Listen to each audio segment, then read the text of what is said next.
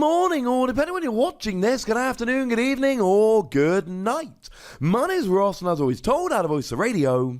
So today, we're gonna carry on a series we started a little while ago. And has been requested, actually. We're gonna look at the best pre-release cards from Pokemon Sword and Shield. The Sword and Shield pre-releases are starting this weekend, so it's only fair that we have a look at some of the cards you should be looking out for. Now, a couple of quick things to mention before we get going.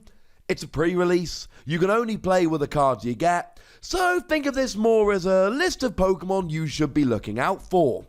Similarly, we're not really looking at Stage 2s here because, look, AllBeetle looks genuinely amazing in a pre-release format. For anyone that's forgotten, AllBeetle lets you look at the top 3 cards of your opponent's deck, put them back in any order, and then for a grass and a psychic, you're doing 120, and then you add 30 for every psychic energy. I love it, but it's a Stage 2. You're not going to use it very often.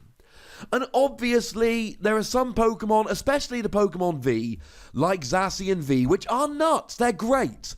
Anyone who pulls Sassy Envy at a pre-release is going to have a gigantic advantage, because it does 230 for free energy, and has an ability that lets you look at the top 3 cards of your deck, put any metal energy onto Zacian, and the others into your hand. We know that Zacian V is amazing. We're looking at some of the more under-the-radar cards, though a couple of ones which, they're on my list for the best cards. Not necessarily everyone's, but they are uniquely good in a pre-release format. I will explain to you why. So starting off with some you really should be looking at for a bit of consistency, I adore Sudowoodo. I think Sudowoodo's phenomenal in a pre-release format. Sudowoodo's got an attack for 1 colourless energy that just lets you draw 2 cards. That is going to help you get set up quite nicely. Now, it's also got an attack for 1 colourless energy that does 10 damage times the number of damage counters on this Pokemon. And that's really, really nice, because it means if your opponent tries to KO and doesn't, you can get them back. Similarly, both Sinistea and Poltergeist, now they have exceedingly low HP, so please be careful of that, but they've both got an attack that lets both players draw 2 cards. If your deck is more setup heavy than your opponent's, this isn't going to hurt you too much. Also, you play 40-card decks in a pre-release, means people are going to be quicker to deck out, so if your opponent's drawn a few too many cards, this could end the game. I do like the Poltergeist does 50 damage for each trainer card in your opponent's hand. That is amazing, but do remember that in pre-releases we tend to have fewer trainer cards. Then again, you might get lucky. Now, you're going to have to get a bit lucky to get this one, but it goes without saying that Chino is amazing in this format. The Chino lets you, it's got Zoroark's ability. Discard a card from your hand, draw 2 cards. It's amazing and great and brilliant. And we should also mention quickly Gossifleur and Eldegoss. Gossifleur and Eldegoss are brilliant. They're actually a pair which is seeing a fair amount of play over in Japan at the moment. They do see a little bit of love. You see, Gossifleur for 1 colourless energy has Call for Family. Search your deck for up to 3 basic Pokemon and put them on your bench. In terms of a Call for Family attack, that's about as good as it's getting. It's amazing. Eldegoss for 1 colourless energy lets you search your deck for 3 grass energy and attach them to your bench Pokemon in any way that you like. Now, what's so awesome about this is that you can literally play like 3 or 4 grass energy in your deck just in case you hit Eldegoss, just in case you get it evolved up. It's really, really fun. And with a retreat cost of 1, it's easy to get out the active. They both suck as attackers, but they're really nice for getting going in the early game.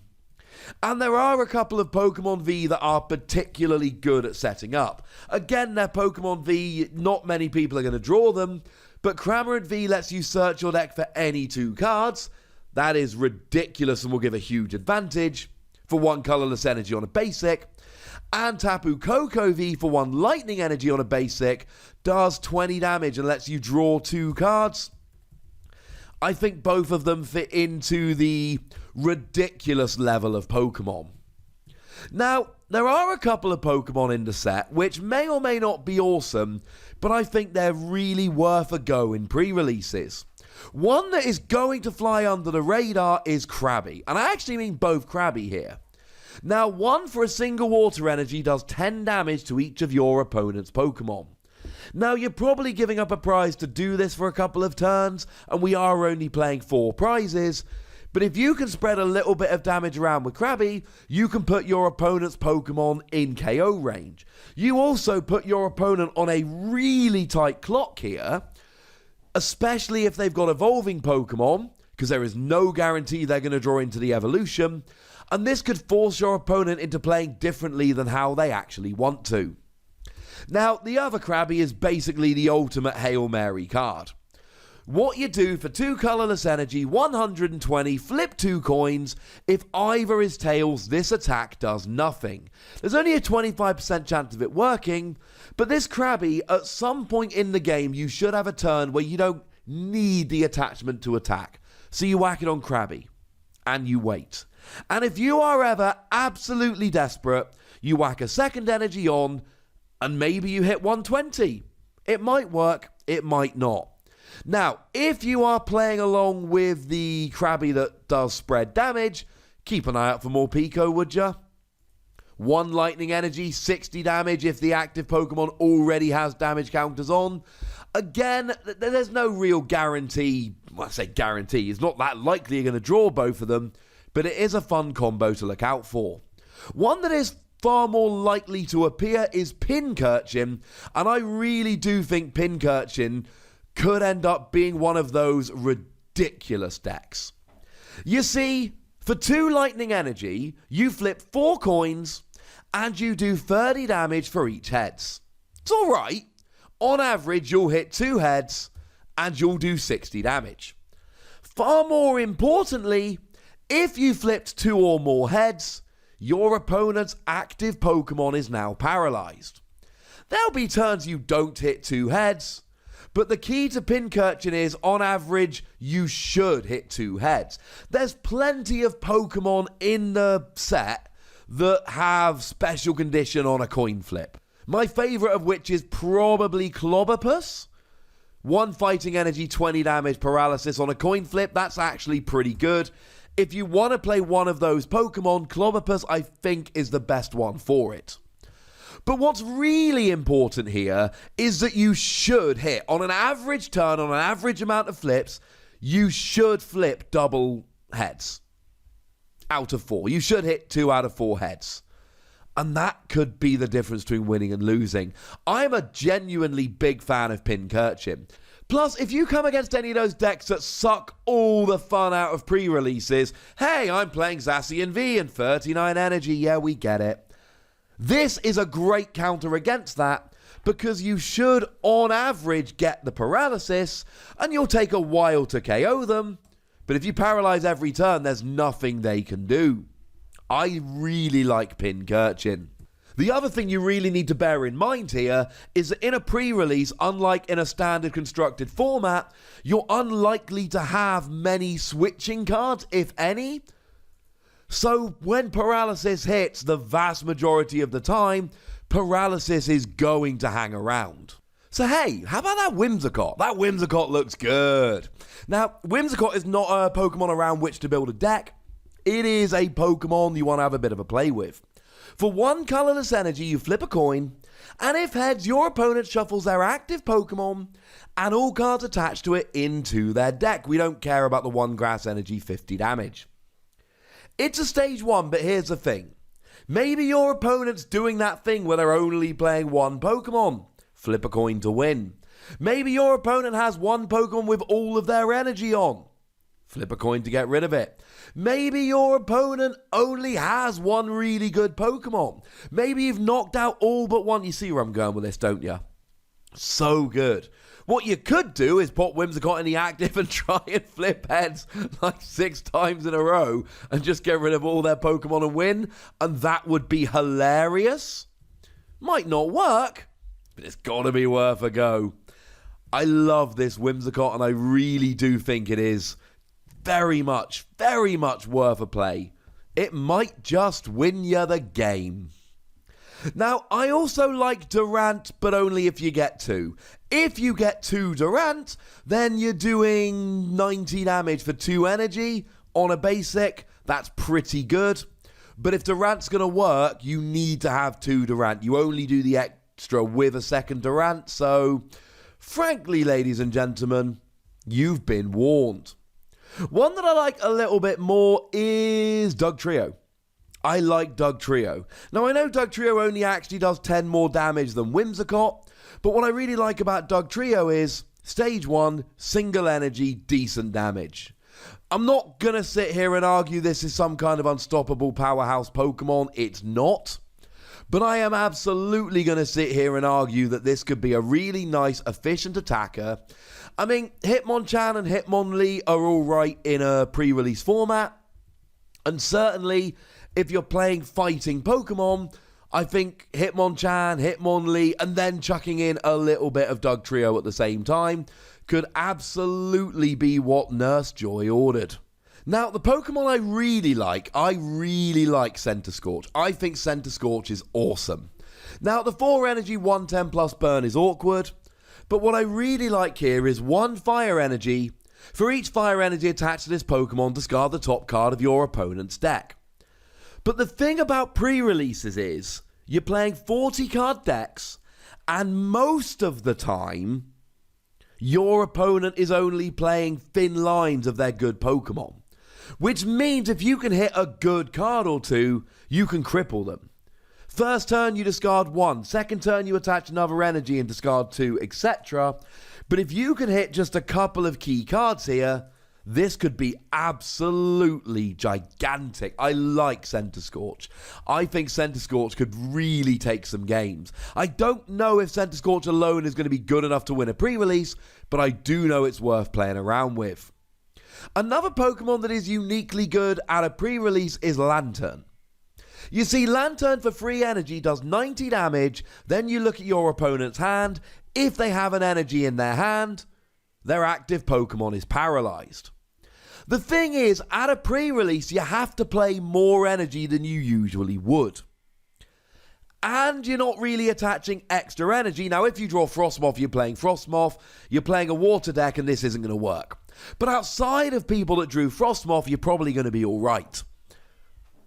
Your opponent, a lot of the time, is going to see what you're planning, and it's not going to matter. At pre-releases, you often have too much energy in hand, and you're only allowed to attach 1 per turn, and that's where Lantern absolutely cleans up.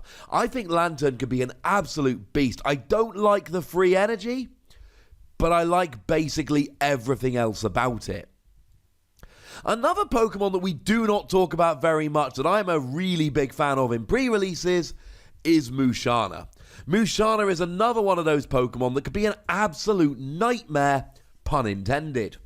1 colorless energy, you put your opponent's active Pokemon to sleep, but they've got to flip 2 coins to wake up. If they only flip 1 coin, as in 1 heads, they're still asleep. And what is phenomenal about this is, again, your opponent is unlikely to have switching options. Your opponent is going to have a 25% chance of actually waking up. And I like this like I like Pincurchin. The numbers say that more often than not, you should be able to get the special conditions sticking here. Which means your opponent is going to be in trouble. If your opponent is doing that, I've got a Pokemon V and I'm just playing Pokemon V and 39 energy, this might be the thing that just stops them. You put them to sleep every turn. And it is a stage 1, but it's a single colorless energy, so I'm willing to forgive them a little bit here. There's going to be a little bit of consistency going on here. And then if they are asleep, and we've just said that we expect them to be asleep, that is what we're expecting to happen, for just 1 extra energy, 130 damage. It's awesome. Musharna's really good. There will be that turn after a KO where your opponent will be able to get a hit in on you, but 120 HP in a pre-release format is not terrible. I love Musharna. I think Musharna could be really, really good. But my favourite Pokemon for pre-releases is actually my favourite Pokemon from the set, probably. It's Copperajah. I think Copperajah is brilliant. And now, generally speaking, in Standard, I like it for the second attack. 3 Metal Energy, 220 damage. Now, if there are 8 or more damage counters on this Pokemon, it does nothing. But you should get an attack or 2 in before that happens. But I also like the first attack. 2 Metal Energy, and you never know, you might be lucky enough to pull a Metal Saucer in this format, because it's in the set. 60 damage, heal 30 from this Pokemon. Doing 60 and then healing 30 constantly on a 190 HP Pokemon, your opponent is going to really struggle to knock this one out quickly, and that is going to, firstly, should get you a cheeky prize or 2, but secondly, it is going to give you time to set up your bigger Pokemon. These are some of the Pokemon that really stick out to me. The ones that I would be really excited to play with in a pre-release would probably be Copperajah, Musharna, Lantern, and Pincurchin. I think they're probably the best ones in there. Now again, there are some really obvious ones we've not bothered going with, the cards that we all know are good. We're talking about pre-releases and what should be really good in a pre-release. Although I should mention as an appendix on the end here, we've not actually seen the full set list for Pokemon Sword and Shield yet, but it is overwhelmingly likely to just be a combination of Sword and Shield and the V-Dex from over in Japan. That's what I have based this list on. And I feel extremely confident in that prediction. There are some people that are predicting there will be unseen cards in Sword and Shield that we haven't even seen over in Japan yet. And although I desperately want that, and I do desperately want that to be true, unfortunately, I think that is extremely unlikely. We can run the numbers and see that actually there just isn't space in the set. But I would love to be wrong. Fingers crossed, ladies and gentlemen. Fingers crossed. For now, I'd like to know what you think about these cards. Which of these cards are you looking forward to playing with? And which of these do you think are going to be really good in a pre-release that I haven't even mentioned? Go nuts in the comment section, but please remember the rules. Be nice, would you? And then make sure you like this video, subscribe to this channel, follow me on Twitter at TheWassy, and Twitch for some live action at twitch.tv/PTCGRadio. If you want to support the channel, get some bonus podcasts and all that good stuff, head on over to patreon.com/PTCGRadio, where you can do exactly that. And please do make sure you're checking out youtube.com/WassyPlays, where you can find out about a whole bunch of games that don't have Pokemon in, but do have awesome. But by far the most important thing, as always, look after yourselves till next time, would ya? Thank you very much for watching. My name's Ross, and you've been watching PTCG Radio.